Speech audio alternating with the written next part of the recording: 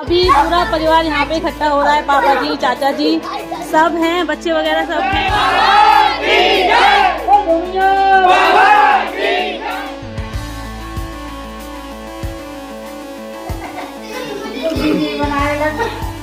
और ये बुआ ये मजाक है कोई।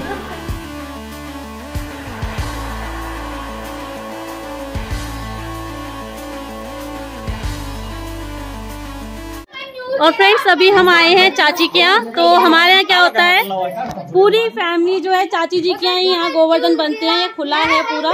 तो यहीं पे जो है गोवर्धन महाराज बनाए जाते हैं, तो हर साल यहीं बनते हैं और यहीं पे पूरा परिवार मिलके पूजता है। तो अभी पूरा परिवार यहाँ पे इकट्ठा हो रहा है, पापा जी, चाचा जी सब हैं, बच्चे वगैरह सब हैं। तो सब लोग मिल करके इकट्ठे होकर के अभी यहाँ पूजा करेंगे, परिक्रमा लगेगी और जयकारे लगेंगे।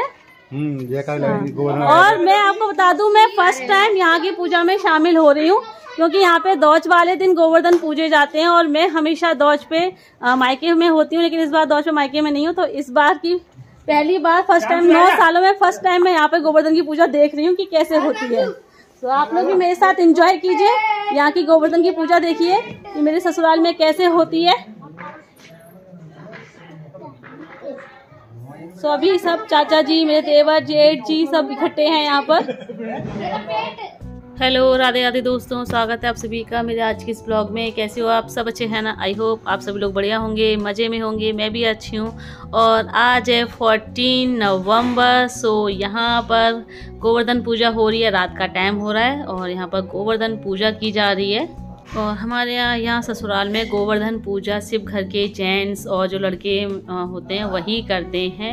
औरतें, लड़कियां इसमें शामिल नहीं होती हैं, मतलब देख सकती हैं, मतलब पूजा नहीं करती हैं। लेकिन मेरे मायके में तो सभी पूजा करते हैं, जेंट्स, लड़के, महिलाएं, लड़कियां सब पूजा करती हैं। बट यहाँ नहीं करते, ऐसा क्यों है ये तो मैं नहीं जानती हूँ।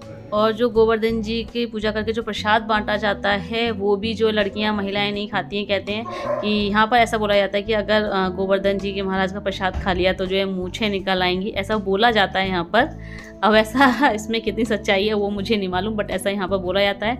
और वैसे भी हर जगह के रिचुअल्स अलग अलग होते हैं, ज़रूरी नहीं कि जो मेरे मायके में हो वो यहाँ पर भी हो। तो हर जगह के रिचुअल्स अलग अलग होते हैं। तो यहाँ पर परिवार के सभी जेंट्स, बच्चे वगैरह सब इकट्ठे हो रहे हैं, पूजा कर रहे हैं।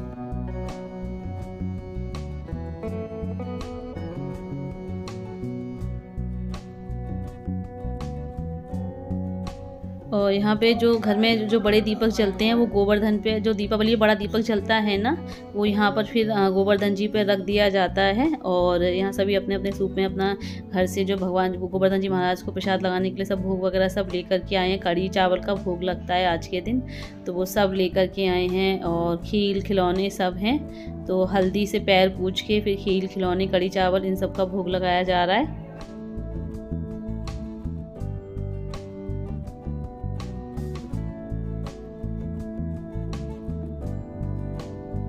और खेतों से अभी सबसे छोटे वाले चाचा जी भी आ गए हैं। और चाचा जी के पैर में ना चोट लग गई थी अभी कुछ टाइम पहले, एक एक्सीडेंट में, मतलब पैर कटने से बचा है। मतलब ये जो नीचे का पंजा होता है ना, ये कटने से बचा है, मतलब बहुत बड़ा घाव हो गया। 16-17 टाँके लगे हैं, मतलब ये समझ लीजिए कि बाल बाल ही बचे हैं भगवान जी की कृपा से। तो अभी चाचा जी में ज़्यादा भाग दौड़ नहीं कर पाते हैं, आराम से धीरे धीरे ही चलते हैं। सो चाचा जी अभी बस खेतों पे से ही होकर के आए हैं।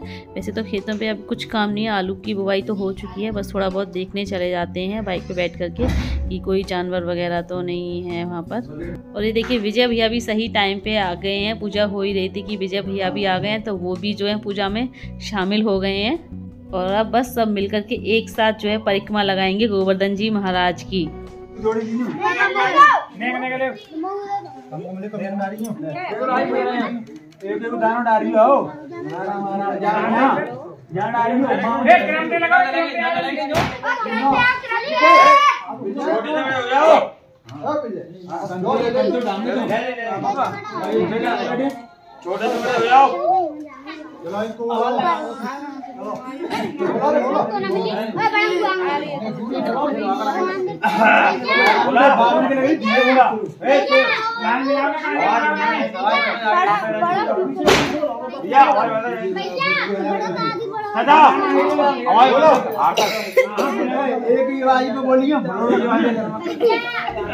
और ये देख लिए परिक्रमा के लिए भाई सब लोग कितना उत्साहित हैं। और विजय भैया बोल रहे हैं कि जो जयकारे लगाना भैया जोर जोर से लगाना। ये बोल रहे हैं कि डॉगी तक आवाज़ जाए, आगरा तक आवाज़ जाए, इतनी जोर जोर से जयकारे लगाना।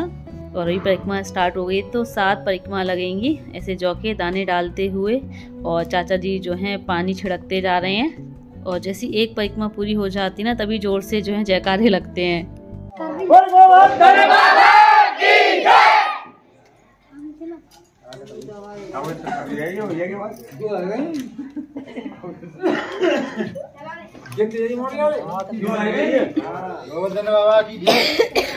अरे बोला भी नहीं तो बोलते रहो ले।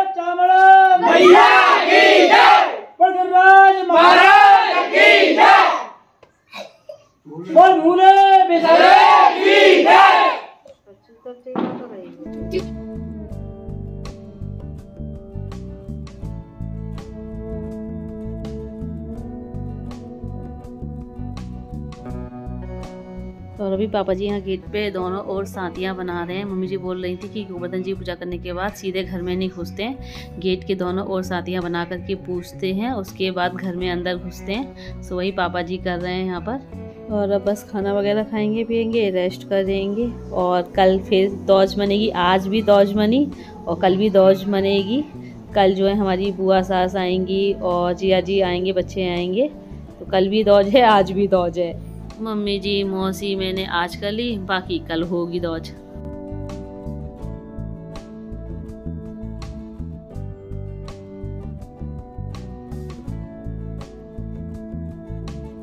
और फ्रेंड्स अभी बज रहे हैं 8:30। पीछे ग्लास रखा हुआ, बोतल रखी हुई मेरी पानी की, मेडिसिन की पॉलीथीन रखी हुई, मैंने अभी अपनी मेडिसिन खाई है।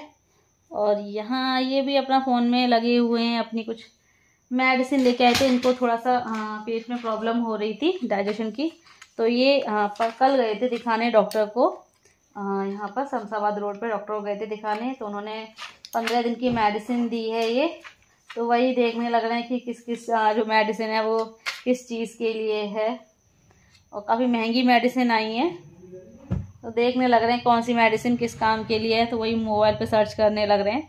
और अभी 8:30 बज रहे हैं, तो हमारे यहाँ भाई जल्दी सब काम हो जाता है।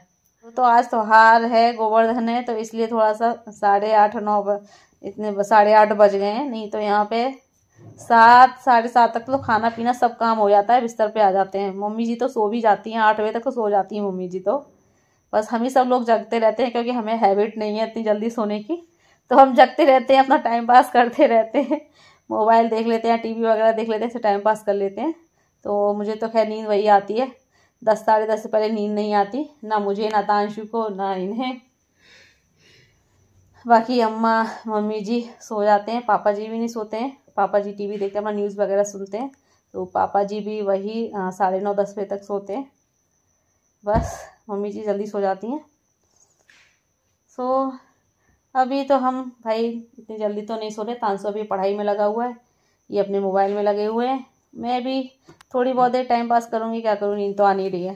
तो देखते हैं, एडिटिंग वगैरह करूँगी, है ना। तो चलो फ्रेंड्स, अभी आपसे सुबह मिलते हैं हम लोग।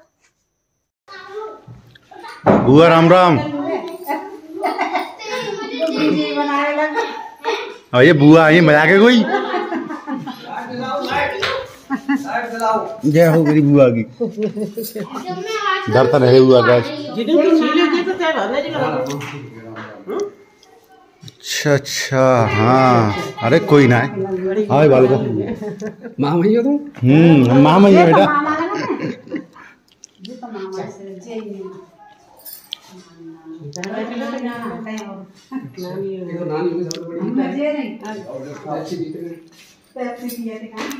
बड़ी नानी पेड़ ते बड़ी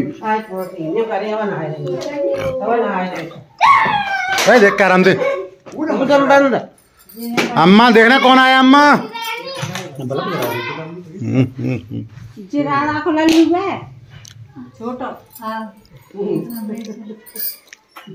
और अभी हो रहा है 15 तारीख की दोपहर का टाइम। तो यहाँ आ गई हैं मेरी बुआ सासू माँ जी, और वो अपनी बड़ी बेटी के बेटे के साथ आई हैं। तो ये जो ब्लैक शर्ट में है वो बुआ जी की बड़ी बेटी के बेटे हैं।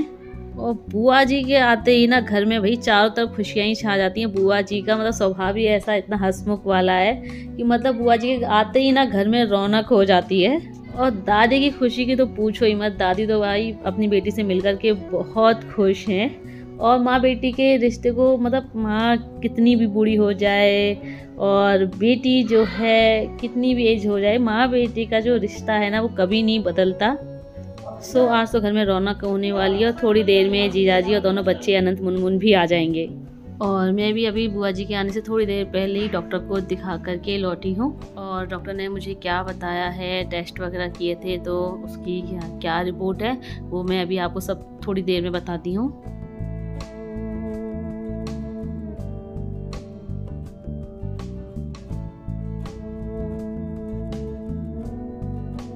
और फ्रेंड्स अभी मैं आप लोगों से कुछ बात करना चाहती हूँ। आप लोग भी पूछ रहे हैं कि मुझे अब कितना रिलीफ है। सो मैं आज भी गई थी डॉक्टर को दिखाने।